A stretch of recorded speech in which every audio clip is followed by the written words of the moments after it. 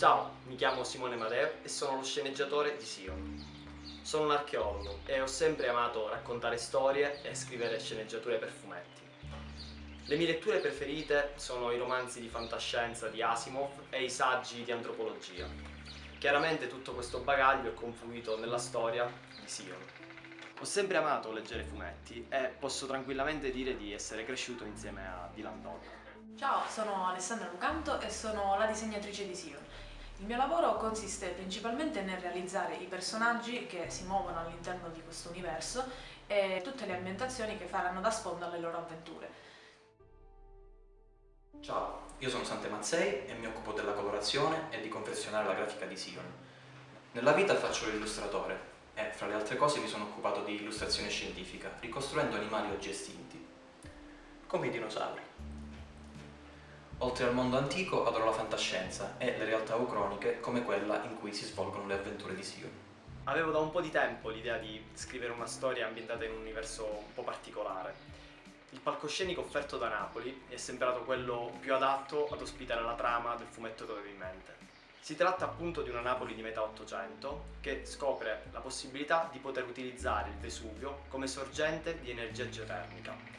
Attraverso la costruzione di una corona che cinge tutto il perimetro del Vesuvio e le torri che vengono utilizzate proprio per estrapolare questa energia, la città scopre una nuova età dell'oro. Vengono così esplorati nuovi modi di vivere, di comunicare e di muoversi all'interno della città. Il protagonista della storia viene chiamato Sion. È un ebreo muto che è stato allontanato dalla propria comunità, ma verranno spiegate le ragioni all'interno del fumetto. Egli così decide di indagare su alcuni strani avvistamenti di creature nelle parti basse della città. Quando Simone mi espose per la prima volta la sua idea, capì subito che si trattava di un progetto ambizioso, però la consapevolezza di avere l'immaginario di Simone da una parte e l'abilità di Sante dall'altra mi spinse a volerne far parte a tutti i costi. La prima cosa che ho fatto è stato consultare delle litografie e delle vecchie stampe dell'epoca, che mi hanno aiutato a realizzare i primi concept di questa Napoli steampunk fortemente trasformata dallo sviluppo tecnologico. Il lavoro più importante è stato fatto sul protagonista però, Sion, che è muto. Rendere il più comunicativo possibile le sue espressioni e lasciar trasparire quelle che sono le sue emozioni e sensazioni è stato per me una sfida molto stimolante. In un'ambientazione così particolare, i colori guadagnano un ruolo fondamentale.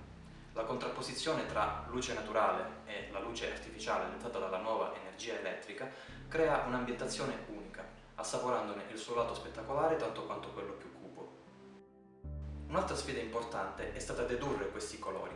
Per farlo abbiamo studiato tutta una serie di foto di paesaggi naturali napoletani e li abbiamo confrontati con quelle che attualmente sono le città più fortemente industrializzate. Il fumetto che realizzeremo sarà composto da più di 80 pagine, totalmente a colori e tradotte anche in lingua inglese. La carta e i materiali utilizzati saranno di qualità, così da poter confezionare un fumetto da poter tenere all'interno della propria libreria. Abbiamo realizzato anche un artbook che includerà lo studio dei concept, dei personaggi, della colorazione e alcune tavole esclusive. Questo volume speciale vi porterà alla scoperta di tutti quelli che sono stati i mattoni, quindi le fondamenta per la creazione di questo universo. Inoltre sarà disponibile tutta una serie di gadget e prodotti in esclusiva per chi contribuirà alla nostra campagna. Fra questi il diario del narratore, che conterrà una collezione di documenti estratti dall'universo narrativo che abbiamo creato, o ancora la bussola, contenuta all'interno di una preziosa scatola. La bussola che è diventata un'icona vera e propria del progetto.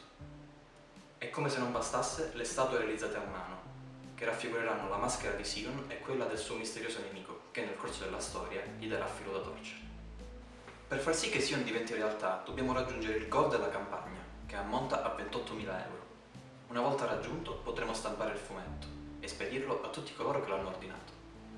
Abbiamo stabilito anche uno stretch goal. Esso ammonta a 35.000 euro. Una volta raggiunto, avremo la possibilità di impreziosire ancora di più il nostro fumetto, rendendolo un vero e proprio oggetto da collezione. Realizzeremo una cover mai vista prima, imprimendo il titolo in un bassorilievo, realizzata con una doppia stampa a caldo. Ci auguriamo a questo punto di consegnare nelle vostre mani il nostro fumetto e di farvi vivere l'incredibile universo che abbiamo immaginato. Vi racconteremo una storia che vi piacerà, percorrendo le indagini di Sion. Ciao!